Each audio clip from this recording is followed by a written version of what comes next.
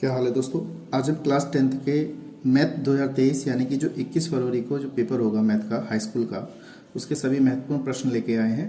उसको कैसे हल करना है, उसके कैसे इंपॉर्टेंट क्वेश्चन है वो मैं सब करा चुका हूँ। इसके बारे में आप यहाँ पे देखिएगा। मैंने इसके बाद एक एक क्वेश्चन यहाँ पे चुना है जो कि बहुत इंपॉर्टेंट है और जो 21 फरवरी को बोर्ड एग्जाम में आ सकता है। कैसे करते हैं ज़रा देखिएगा।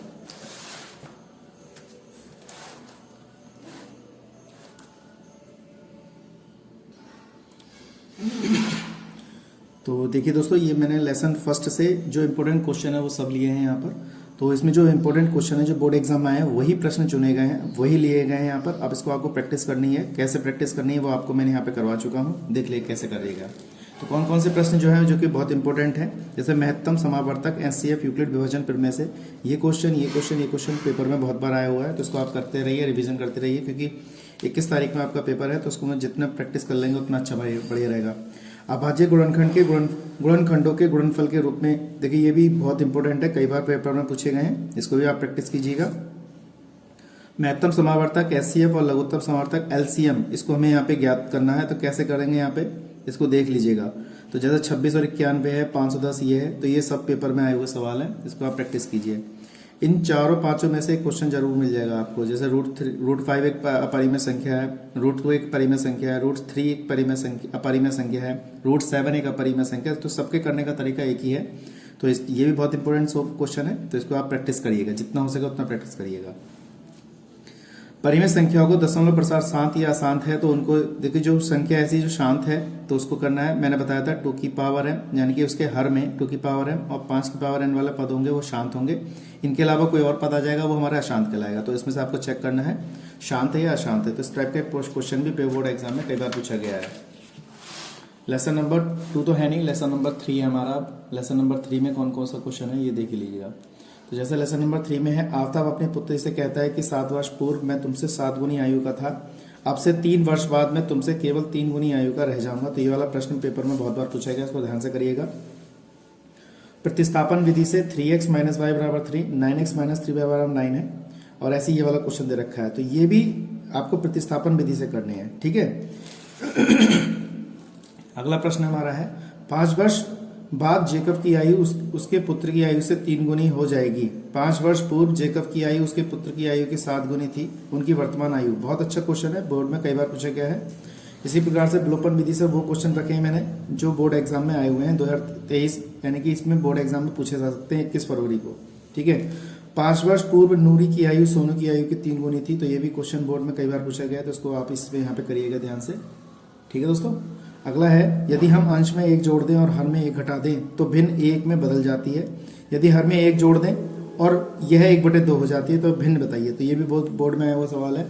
यह है वज्रगुण विधि में, ये वाले क्वेश्चन वो हैं जो बोर्ड एग्जाम में पूछे गए हैं वज्रगुण विधि से। तो इसको आप केयरफुली करिएगा, ज़्यादा समय नहीं है आप, लेकिन मेहनत करिएगा। इसके बाद आता है हमारा यहाँ पर लेसन नंबर 3.6 के। इसमें ये क्वेश्चन बहुत इंपॉर्टेंट है, बहुत बार पूछे गए हैं। रेखिक समीकरण के युग्म के रूप बदलकर, जो भी क्वेश्चन आता है वो लॉन्ग में आता है यहाँ पर। अब आपका जो क्वेश्चन पहले 6 नंबर का आता था, अब वो जो क्वेश्चन है वो आपका 8 नंबर का आएगा। तो इसमें आप केयरफुली करिएगा। ये जो चारों सवाल हैं, इन चारों सवालों में से एक क्वेश्चन आपका जरूर आ जाएगा, ये बात ध्यान रखिएगा। ये चारों क्वेश्चनों में से एक क्वेश्चन जरूर आएगा रेखा युग्म बदलकर, ठीक है। ऐसे एक ये वाला क्वेश्चन है, ऋतु धारा के अनुकूल 2 घंटे में 20 किमी तैर सकती है और धारा के प्रतिकूल 2 घंटे में 4 किमी तैर सकती है। उसकी स्थिर जल में तैरने की चाल और धारा की चाल ज्ञात कीजिए। इसको कैसे करिएगा ध्यान से समझ लीजिएगा, ठीक है। लेसन नंबर 4 में क्या है, गुणनखंड विधि से द्विघात समीकरण के मूल ज्ञात करिए। यानी कि या तो गुणनखंड करिए इसके, ठीक है, जैसे हम फैक्टर करते हैं उस टाइप से इसके मूल ज्ञात करने। मूल का मतलब है x का मान ज्ञात करना है। पूर्ण वर्ग बनाने की विधि, इसमें भी एक सवाल आ सकता है, क्योंकि पिछले साल एक सवाल जरूर आया था इस टाइप का। ये वाला सवाल बहुत इंपॉर्टेंट है, ये भी कई बार पूछा गया है, तो इसको आप केयरफुली करिएगा। तो आपको एलसीएम लेके इसको हल करना है। ऐसे यहाँ पे इसके नीचे 1 मान के एलसीएम लेके हल करना है। 3 वर्ष पूर्व रहमान की आयु का व्युत्क्रम अब से 5 वर्ष पश्चात आयु के व्युत्क्रम का योग 1/3 है, उसकी वर्तमान आयु ज्ञात कीजिए। तो ये भी सवाल बोर्ड में पूछा गया है।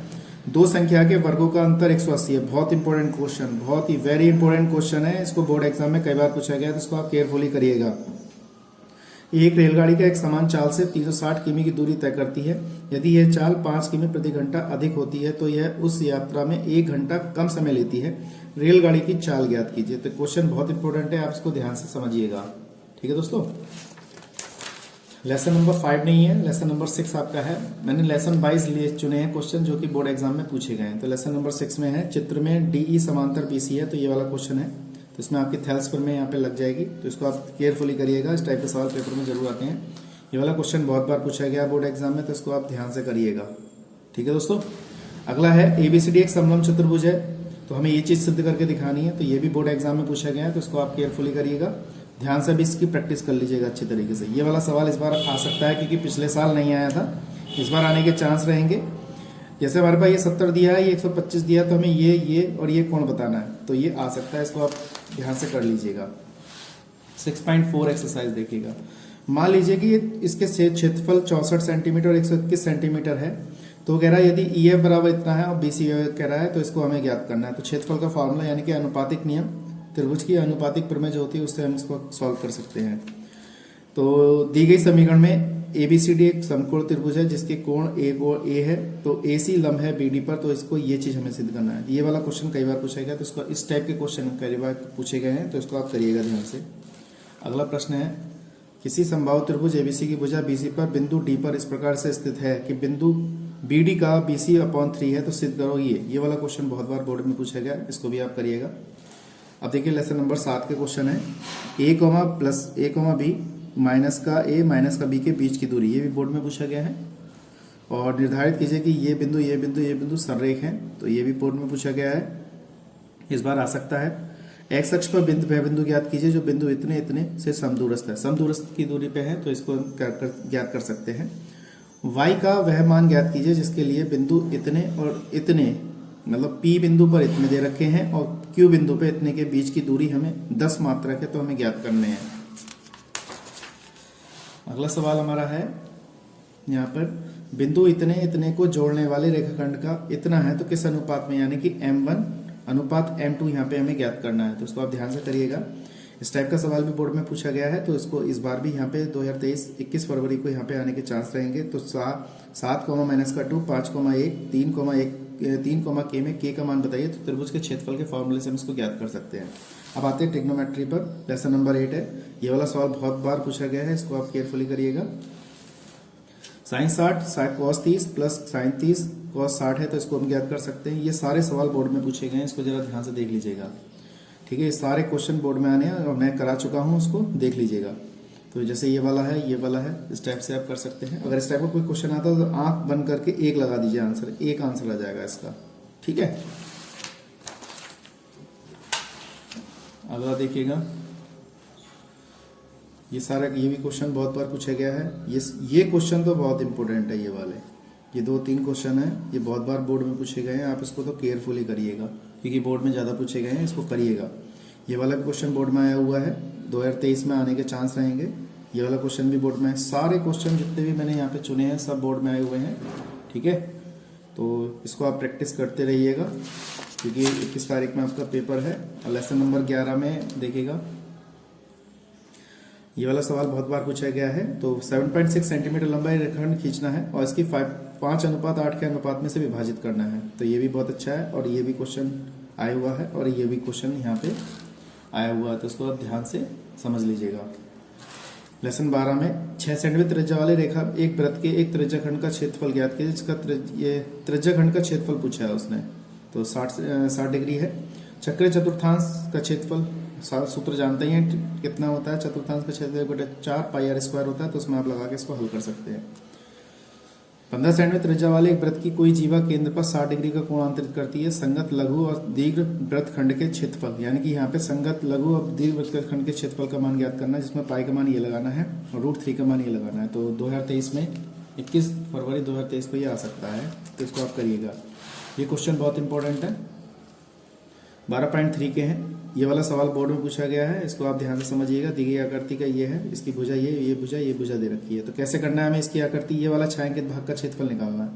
तो ये इतना देखा जाए तो हमारा ये अर्धवृत्त बन गया, सही है ना। इसमें से इसको घटा देंगे तो हमारा आंसर आ जाएगा। ऐसे ये वाला प्रश्न भी कई बार पूछा गया है, एक चतुर्थांश बना हुआ है, तो चतुर्थांश के आधार पे इसको हम सॉल्व कर सकते हैं। ये क्षेत्रफल बन जाएगा, एक बटे तो आधार गुणा ऊंचाई से, इसको निकाल लेंगे, फिर इसमें से घटा देंगे। ठीक है, ये वाला सवाल भी बहुत अच्छा है, ये भी चतुर्थांश की तरह काम कर रहा है, लेकिन इसको करिएगा, जितना हो सके कर सकते हैं। लेसन नंबर 13, लेसन नंबर 13 देखिए हमारे पास कितना है। ये सवाल बहुत इंपॉर्टेंट है।